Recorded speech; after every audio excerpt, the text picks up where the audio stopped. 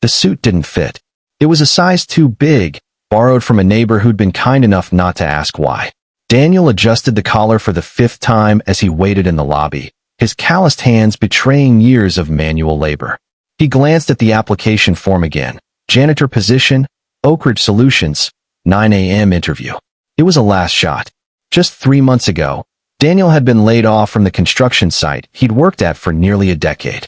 His wife, Sarah, had passed away 2 years earlier, leaving him with a 6-year-old daughter, Lily, who still asked every night if mommy would come back from the stars.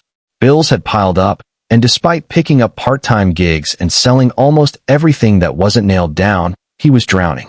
So he swallowed his pride, circled a janitor job in the paper, and showed up.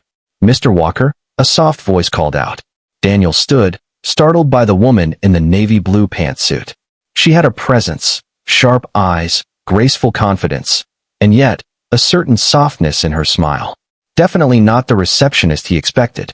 "I'm Claire Hamilton," she said, extending a hand. "CEO of Oak Ridge. We had a last-minute schedule change, so I'll be conducting your interview." Daniel blinked, momentarily frozen. "The CEO?" She gestured toward the glass-walled office at the end of the hallway. "Shall we?" Inside, Daniel tried not to fidget as Claire scanned his resume, or what little of it there was.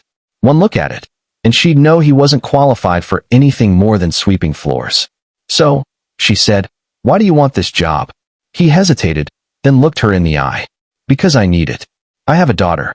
I'd take any honest work if it means putting food on the table." Claire didn't speak. She just watched him, her expression unreadable. After a pause, she leaned back. "Daniel, have you ever been in love?" The question hit him like a curveball. What? "I know it's an odd question," she admitted, smiling faintly. "But humor me." He nodded slowly. "Yes. With my wife, Sarah. She passed away." Claire's smile faltered, just a little. "I'm sorry." "It's okay," he replied quietly. "She was my whole world. But now my world is my daughter." She nodded. Then, out of nowhere, she stood up and walked to the window, staring out at the city. "I built this company from nothing. People know me as driven, brilliant, even ruthless. But they don't see the other side. The dinners eaten alone, the birthdays missed, the loneliness that success can't cure." Daniel said nothing, unsure where this was going. Then she turned to face him and said the one sentence that would turn his entire world upside down. "Daniel, would you marry me instead?" He stared at her, certain he'd misheard. "I'm sorry, what?" "I know," she said, chuckling softly at the stunned look on his face. "You came for a janitor job, and here I am, sounding insane. But I'm serious."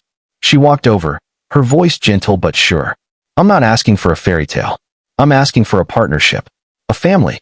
I've watched so many people come and go, but there's something about you, your honesty, your strength, the way you talk about your daughter. I want that kind of love in my life."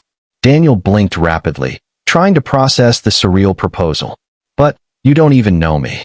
"I know enough," she said. "And I'm not asking you to decide now. Come to dinner. Bring your daughter. Let's start there." That night, Daniel and Lily sat across from Claire in a warm, candlelit dining room, not in some high-rise restaurant, but in Claire's home. Lily, shy at first, quickly warmed up when Claire pulled out a box of Lego sets. Over the next few weeks, dinners turned into playdates. Conversations turned into confessions. Daniel learned about Claire's childhood in foster care, how she built her company to escape poverty. Claire learned how Daniel stayed up nights sewing Lily's clothes, how he taught her to tie her shoes by turning it into a pirate game. One night, as Lily lay asleep on the couch, Daniel looked at Claire and said, "You weren't crazy that day. Just lonely. Like me." She smiled. "And are you still lonely?" He reached for her hand. "Not anymore."